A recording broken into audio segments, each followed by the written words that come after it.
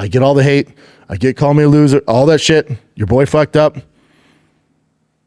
I'm sorry. And now, Brandon Thick Boy Schaub. I'm going to start the pod with a little side note, little apology to our boy SteveWillDoIt. Last week, we brought up stuff surrounding UFC and gambling. His name was brought up in several articles, and Jim brought up the articles. I read the articles. I react to them, and we probably should have looked into it more. Either way, it's when it comes to the gambling side of things, and it comes to that world, when it comes to the gambling world, like the Nelk boys, Steve, I'm too old. I don't know exactly what they do. I know they're crushing it, and I root for those boys, but it's just not my world. So, of course, the internet, YouTube, is going to put these pieces together, right? It's just what the world does, what culture does to make things look worse than they are. And I think that's why, SteveWillDoIt in his association with the fighter that's being accused of all this stuff. People in the internet have made these connections. I don't know the truth. From what I know about Steve, he's a very humble, does a ton of stuff for people, wholehearted guy, good dude, crushing it. So the best thing for me would have been is I have Steve's number. I should have DM'd Steve or text him or just called him on air. That would have been smart. And be like, dude, how about what's going on here? Like, it's all over. Again, if it hits my radar, it's all over the MMA genre. So that's what I cover. I don't cover any of that other bullshit. So that's why it got put on my radar. That's the only reason. But listen, no one knows more so than me that the internet's completely full of shit. Most of the time, they're going for clickbait and stuff like that. I should have done a better job and not even mentioned that stuff. Even though it is a narrative in our fight world, I don't know that world, dude. And I think maybe his fans or my haters sent it to him or he became privy to it. And, I've said stuff about the Nelk boys before, but this is where you have it twisted. And this is what the internet wants. This is what social media wants. They like drama. They like fighting. When I comment on the Nelk boys, who are absolutely crushing it, when I comment on the Nelk boys or SteveWillDoIt, when I comment on the Nelk boys interviewing, who'd they interview? What big fighter did it? Was it Dana White? What they interviewed a big fighter? Oh, Ilya Topuria, stuff like that. Even when they entered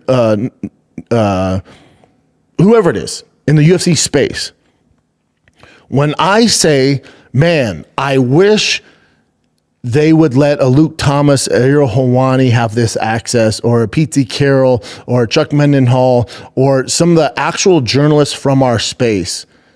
That's not saying I'm alluding to the Nelk boys don't deserve this interview, shouldn't have this interview. It has none of that. What I'm saying is, man, the Nelk boys are going to do their thing, and SteveWillDoIt's going to do his thing. And that's great for the sport, and it gets so many eyeballs and brings a younger generation. There's a reason they're there. They have a completely fan base than probably some of the older OGs in the space. You need that. My thing is you can have both. So I'm not saying or criticizing the Nelk boys for interviewing Ilya Topuria or Dana White, any of that shit. Get your bag, boys. I'm cheering for you. What I'm saying is I'm criticizing the establishment, saying, man, I wish they would do the same access to the actual journalists in the sport to get some tough answers to questions that a lot of us have in the space. That's all I'm saying. But the internet, Brendan hates the Nelk boys. Brendan criticized SteveWillDoIt. Nope, you guys are way off. You're way off. There's enough out there for everybody to eat, dude. I've never been that guy. If any of my actual fans follow me for how many years, I'm never the guy that throws hate people's way. It's not what I do. I don't engage in it. When it comes to SteveWillDoIt, I admire what he's done. I admire what he's doing. I'm not criticizing any facet. When it comes to this whole gambling thing, From what I know with Steve Will Do It, he would never participate in any bullshit like this or compromise him. This is the other thing. And it goes with Dana White too. There's nothing wrong with these guys gambling and being associated with the UFC. There's nothing wrong with it. There's going to be foul play, not on their part. And I think because there has been foul play at a lower level, when it comes to Dana and that whole group, you got to realize how much fucking money these boys are making. They're making money it's unheard of.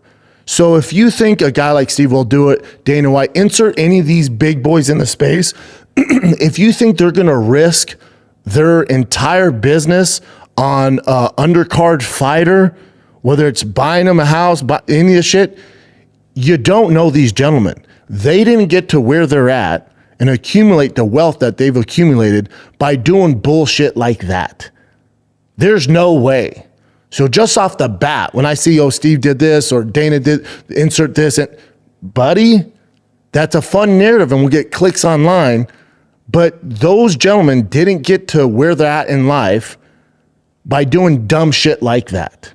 So I can almost guarantee you there will be no record, there will be no trace amounts leading back to any of that foul play, especially with Steve Will Do It or Dana White. None of that bullshit. Again, it's fun for the internet.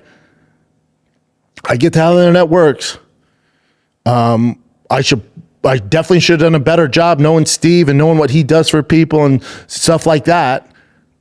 But also, if you're coming to me and expecting to get real journalism takes, man, I ain't the one.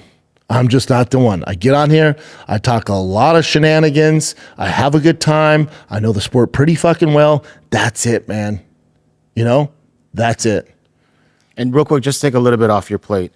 Even me, I'm a technical producer. I'm not a journalist. I don't like. I collect articles throughout the whole week. You know, you collect what's trending, what's current, popular. what's relevant. Yeah. Unfortunately, it's dying off. Like I told you guys, it would die off. But when it comes to the gambling UFC thing, and they're trying to look for more, and everyone's trying to make it a bigger deal, and that's what they do. They squeeze the views out of it. During that time, it was happening. It was everywhere. It was popping everywhere. And I saw that article and the post about Isaac Dolgarian saying, thank you to Steve Will Do It for, buying him a house. I don't know if it seems like it's real. So I just brought that up when you were in discussion about the whole, the gambling thing, because it was just interesting, to interesting. discuss. But here's the thing.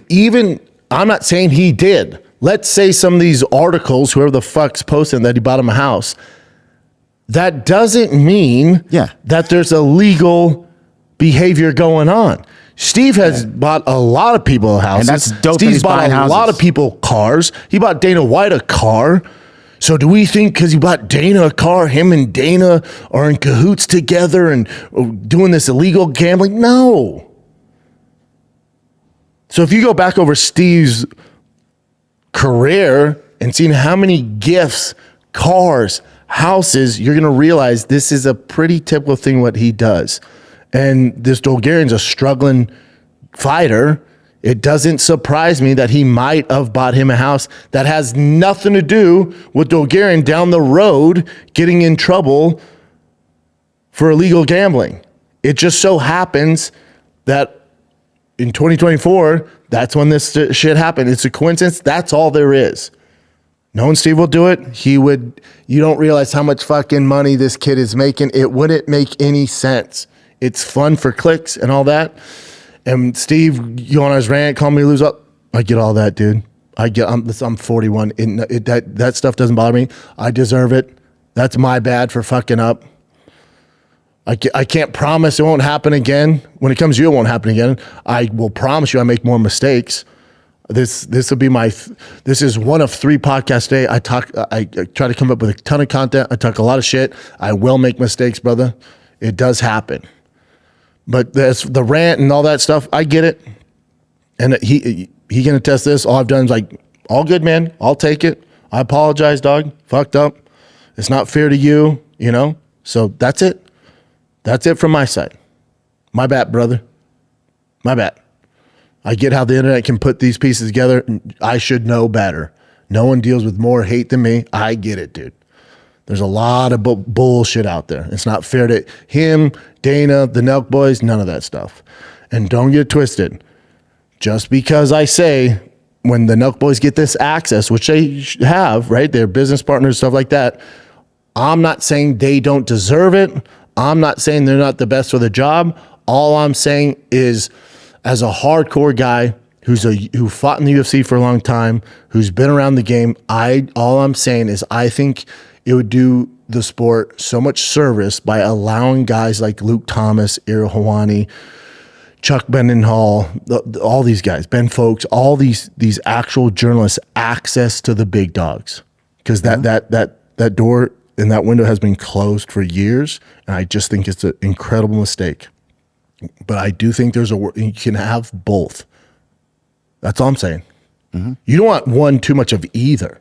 You don't want all Nelk in like that category that's fun and, you know, they have this huge fan base. And then you don't want just all journalism criticizing. That's boring as fuck too. You need a blend. That's all I'm saying. Yeah.